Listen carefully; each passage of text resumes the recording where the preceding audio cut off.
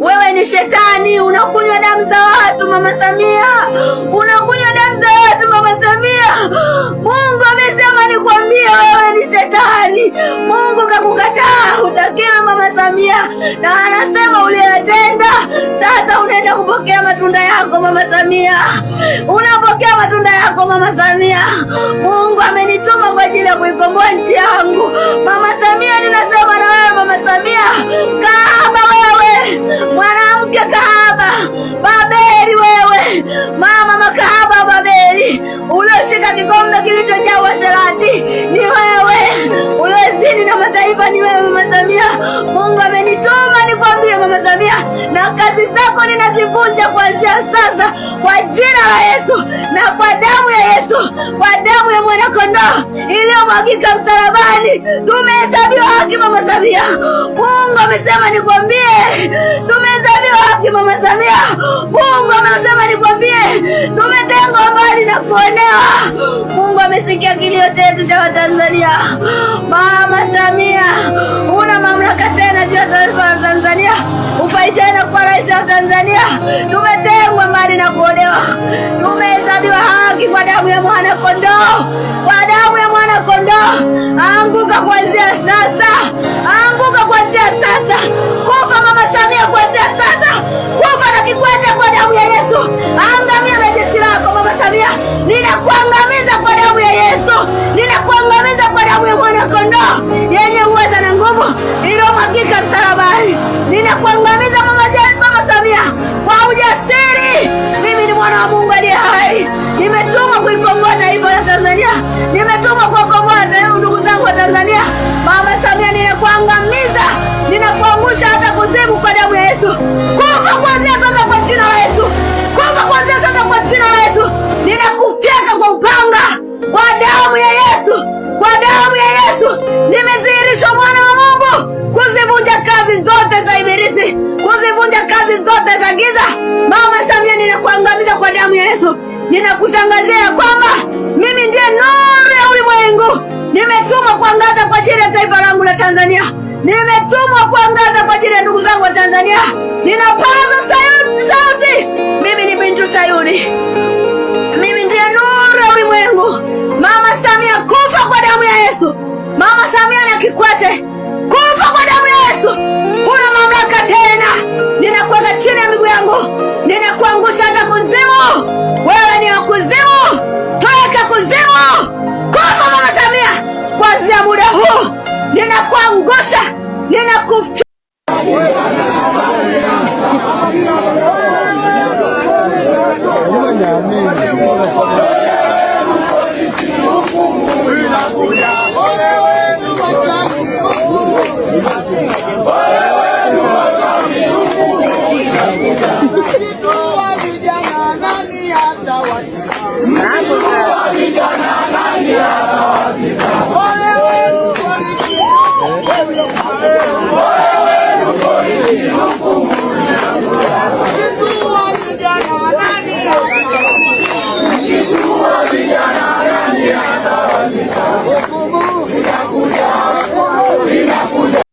Na waogopa sana Watanganyika kuliko Wazanzibari, kwa sababu Wazanzibari mambo yao yote yako mezani, Watanganyika wameyashika moyoni.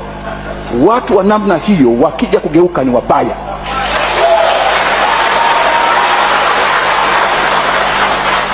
Na ndio inanifanya nimalize kwa kuyakumbuka maneno ya Mwalimu mwaka 1993 nikiwa Berlin mwanafunzi. Amekuja kumzika Willy Brandt.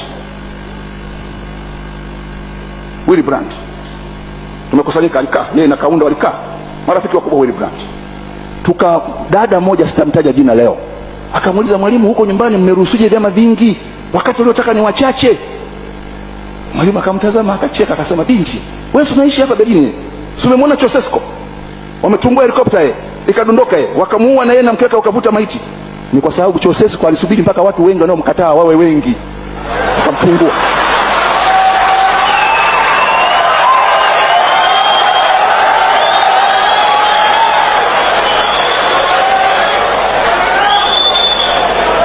Kwa hiyo tuyajadili mambo haya bila kuweka idadi. kwa sababu kuna mambo ukisubiri uwe na critical mass, yani idadi kubwa ya watu, jambo limeharibika. Ndio ilikuwa wosia huo, nadhani Mwalimu alitumia tupa ya picha. Unataka iwe kama Ceausescu alikuwa haondoki, haamini. Dakika ya mwisho anaona watu wamekuwa wengi, pande helikopta wakaitungua. Kwa hiyo tukajua kwamba Mwalimu anataka vyama vingi vije wakati wengi hawajavidai, ili mviongoze vizuri. Ni busara kuanza kufikiria kuwapa Watanganyika serikali yao wakati wanaiogopa,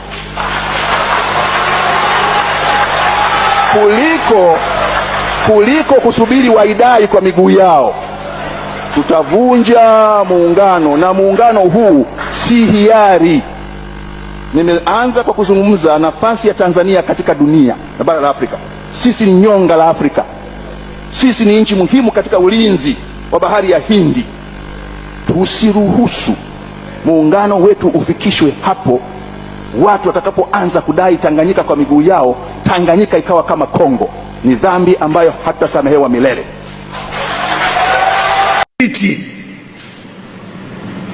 Kwa hiyo nchi hii na wastaafu wapo na tunawaona wanashiriki kuligawa taifa badala ya kulileta pamoja. Haya sio mambo ya kuuma maneno tena. Maana ya wastaafu kuendelea kulipwa 80% yaliyopo madarakani, tulitarajia ni kuthamini haki, amani, umoja wa mlipa kodi. Hao ndio watu wote tunaozungumza kwamba waone hili hapa tulipo kama taifa sio sahihi. Lazima wafanye jambo. Hatuwezi kukaa kimya kuogopa kusema. Lazima tuseme sasa, kwa sababu huku tuendako siko. Hata kwenye familia unaweza ukawa baba kwenye familia na nikakuheshimu, lakini uwezi ukaendelea kumpiga mama yangu mbele yangu nikakuacha. Nitakudhibiti kidogo kama mzazi, nitakudhibiti kwamba mzee, nadhani hapo nakwenda sipo, na usiposikia tutajaribu kukudhibiti tu kwa namna itakayostahili kama mzee, ili uheshimu faragha na utu wa mama yangu. Najaribu kukupa mfano tu kwamba wakati fulani tunaweza tukalazimisha, tukafikiri vijana wanaropoka vibaya mitandaoni, vijana hawana maadili, lakini tuna create pressure kwenye nchi. Nchi imevimba. Nchi imevimba. Watu wanaumwa haki, wanahitaji haki. Hiki ndio kiwe kipaumbele chetu. Tuone namna gani tunarudi pale tulipokuwa kama taifa. Tulikuwa tunakuwa na upinzani mpaka kufika 2015.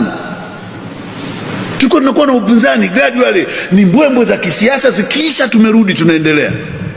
Lakini sasa hizi imekuwa vita.